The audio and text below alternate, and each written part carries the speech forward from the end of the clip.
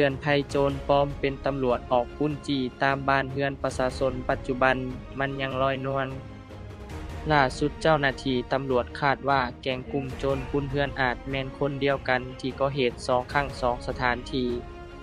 ครั้งที่1ใส่แผนปลอมโตเป็นเจ้าหน้าที่ตำรวจ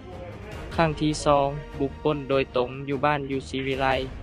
ทุกคนเดว่าแม่นคนเดียวกันบ่สังเกตเบิ่ง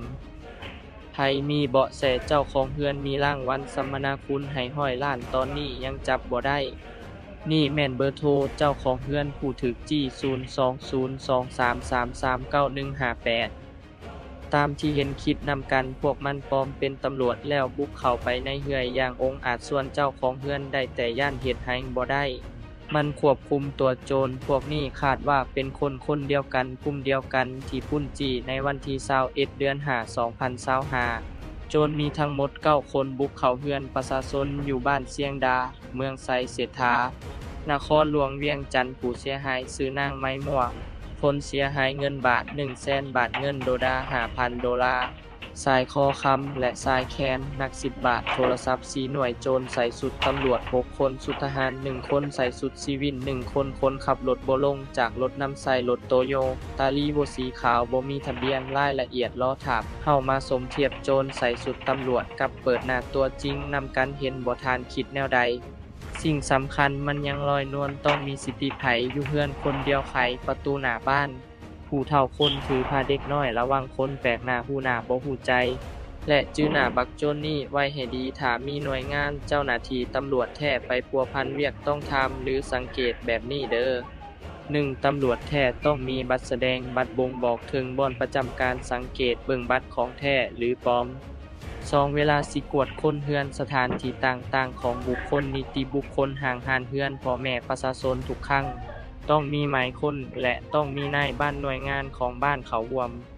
อย่าลืมต้องมีสติทุกครั้งถ้ามีเหตุการณ์คล้ายแบบนี้ต้องรอบคอบจับโทรศัพท์ขึ้นมาแล้วโทรหาพี่น้องหรือโทรแจ้งตำรวจ1191โลดขอให้เป็นหูเป็นตาช่วยกันและขอให้เจ้าหน้าที่ตำรวจนับจำกุมพวกมันให้ได้เอามันให้หนักๆเพราะมันเหยียดยามท้าทายอำนาจตำรวจและกฎหมายพร้อมสิ่งที่สำคัญมันเป็นภัยต่อประชาชนสังคมและประเทศชาติ